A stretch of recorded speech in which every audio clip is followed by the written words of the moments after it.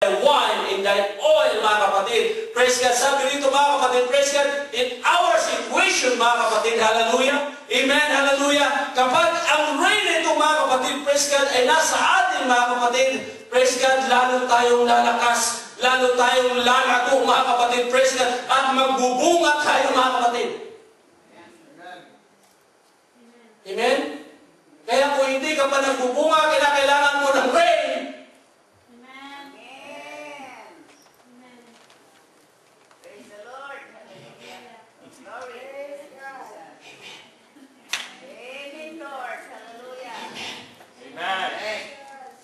Unti-unti yan. Hallelujah. Praise God. I want God to pour out a Holy Ghost rain. Amen. Hallelujah. Praise God. Yan ang ating pag-asa, mga kapatid. Praise God.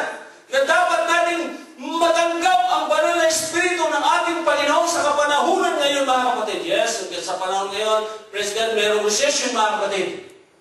Dahil ang mga tao talaga nakapokus, mga kapatid, praise God, sa kanilang kabuhayan, sa kanilang sarili, mga kapatid, na kung paano sila makasurvive, mga kapatid, sa ganitong situation. But sabi ng Sister Evelyn, mga kapatid, praise God, walang recession sa Panginoon. Amen? Dahil lahat ng bagay, mga kapatid, ay nasa ating Panginoon. Ang dapat lang natin gawin, tanggapin natin, mga kapatid, praise God, na may kagalakan, may kasiyahan, mga kapatid. Pero minsan maraming mga Kristiyanong nadadala sa recession dito sa sanlibutan. Amen? Sa kanila ako magsisimba kasi talagang ang hirap ng buhay eh. Talagang, katulad yan eh, meron nga ako sasakyan pero hindi ko malagyan ng gasolina. Sa mahal ng gasolina. Amen? Pero sasabihin ko sa inyo, mga kapatid, gagawa ang Panginoon ng paraan kung gagawa ka rin ng paraan. Amen. Katulad kanina, mga kapatid, kaninang umaga, praise God, may tumawag sa akin, mga kapatid, praise God, Pastor, hindi ko man na-receive, mga kapatid. Salamat na lang at merong voicemail. Amen. Nung narinig ko, Pastor, walang magsusundo sa amin, hindi kami makapagsimba. Ang tawag ko, okay man, sige, susunduin ko kayo. Nung tumawag nila, mga kapatid, Pastor, hindi kami makapagsimba ngayon kasi walang maghahatid sa amin, walang problema niyan, ginawa niyo ng paraan, gawa natin ng paraan. Amen, hallelujah. Ganyan din ang ating Panginoon, mga kapatid, praise God, hallelujah. Gagawa siya ng gagawa ng paraan, hallelujah, hanggang ikaw ay gagawa din at gagawa ng paraan. Amen, hindi kikilos ang Panginoon kung hindi ka kikilos. Just kikilos ang Panginoon, pero ikaw naman, huwag na muna lang, kasi talagang hirap kami ngayon. Dati, okay lang eh. Dahil marami akong pera ng araw eh. Ngayon, wala na eh. Ngayon. Hallelujah. Yes, nasabi mo araw yan, okay noon, Panginoon, okay lang. How much more ngayon, mga kapatid, na kinakailangan talagang pumukus ka, mga kapatid, sa ating Panginoon at hayaan mo kumilos ang Panginoon sa buhay mo at hayaan mo Espiritu ng Diyos at siya matanggap po, mga kapatid. Kaya maraming nagdadawat dahil wala na Espiritu ng Diyos. Kaya maraming church, mga kapatid, dry. Amen. Kaya pag walang revival ng church, mga kapatid, dry. Walang blessing. Amen. But kung ang church, mga kapatid, praise God, ay revivalist, mga kapatid, hallelujah, whatever, mga kapatid, situation sa kanyang buhay, hallelujah, nandun pa rin ang revival sa buhay niya, mga kapatid. Lord, whatever, Panginoon, kahit ano mangyari, basta mananatili akong revival ng Panginoon, basta mananatili ako masisyap ng Panginoon, basta mananatili ako sumasayaw. Hallelujah! Napakadaling sumayaw ka pagka may blessing ka. Right? Whoa! May blessing ako! May dumating na check, $10,000! Para ka si Santa Claus. Pero pagka wala ng blessing, wala ng blessing, kaya wala na rin kasiyahan. May blessing sa wala. Praise the Lord. Amen. Hallelujah. Huwag mo ipakita sa kaaway na talunan ka, mga kapatid, na walang Kristiyanong talunan. Lahat ng Kristiyano na nanagumpay sa pangalan ng Espiritu ng Diyos, sa pangalan ng Jesucristo, mga kapatid, Kristiyan. Nagumpay! Bakit kayo, mga kapatid, laging natatalo? O di say, hindi lagi natatalo. Paminsan-minsan. Amen. Kasi wala na Espiritu ng Diyos eh. No? Nanunuyo na yung mga kaugatan natin eh.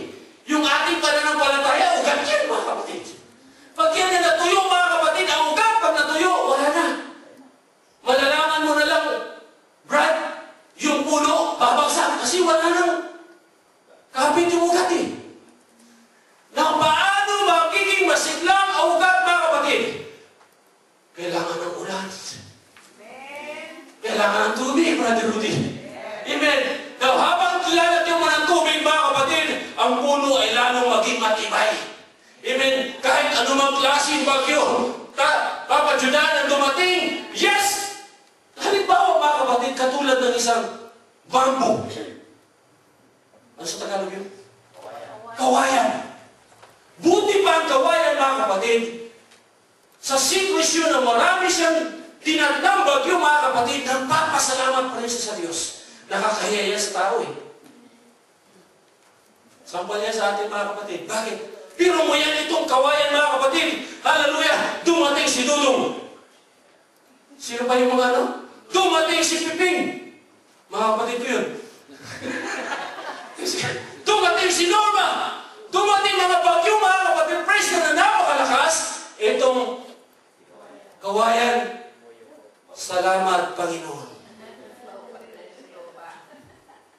Pero hindi siya nanatiling nakayuko, mga kapatid. Nung nagpasalamat siya, salamat sa pagsubok, Panginoon. Purihin ka, Panginoon. Amen. Pero tayo, mga kapatid, salamat, Panginoon.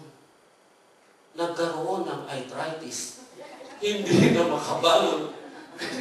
Hirap na tayo uli. No? Kasi yung ugat, mga kapatid, wala na, tuyo na. Kinakailangan, mga kapatid, praise God, magkaroon ng ulan sa buhay natin, mga kapatid. That's why we are here, mga kapatid, praise God. There's a purpose, mga kapatid, why we are here. Hallelujah, upang matanggap natin, mga kapatid, ang ulan ng banal na Espiritu ng Diyos. Hallelujah! Amen! Praise God. I want God to pour out the Holy Ghost rain. It washes. It nourishes. Praise God. It prepares us for the seed. And then it causes fertile ground in our heart. Pataba, mga kapatid. Praise God. It will let the seed to bring forth. Woo, hallelujah. It will give it roots. So we don't lose it. Amen. Kaya napakahalaga ng ulan. Kaya pag umuulan, mga kapatid, tuwa si Isaac. Gusto niya talagang pumunta sa ulan, pero pag nabasa siya, cold, it's cold.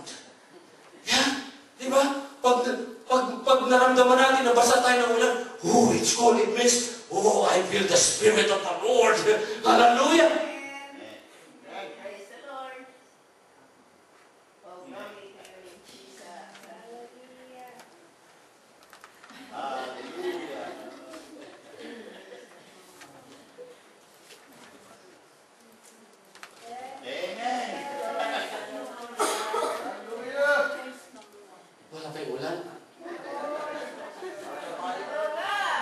Hallelujah.